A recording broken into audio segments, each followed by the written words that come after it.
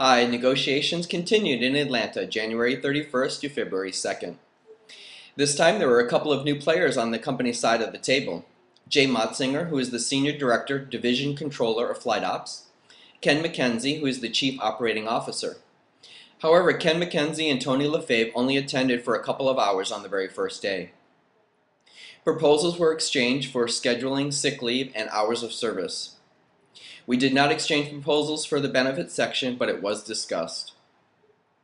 We were able to make some good progress in the scheduling section and are close to having an agreement on the electronic trade board.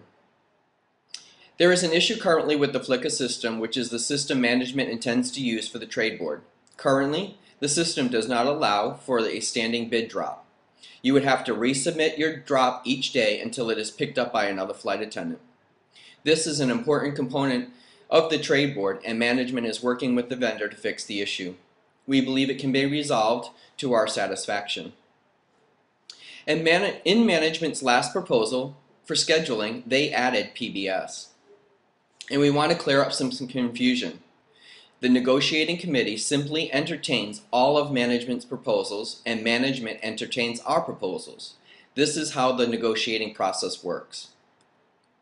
We are in the process of gathering as much information about the PBS systems as possible so that you, the membership, will be able to make an informed decision when it is time to vote on a new contract. In this session, management arranged for 4 PBS vendor presentations, the first of which was AOS. This system is used at SkyWest and Compass.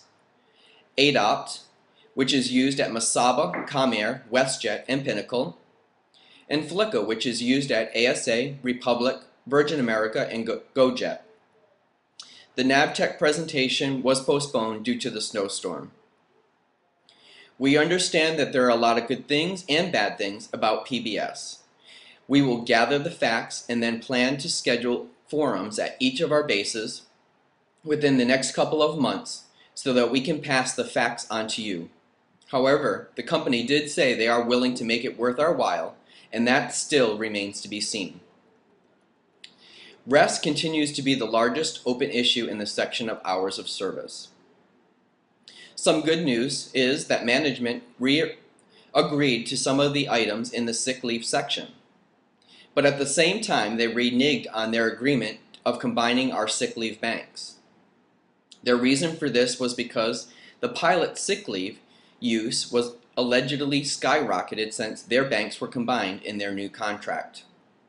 Of course, the pilots don't have the same attendance policy that we do, so we think that the comparison of the two groups is unreasonable.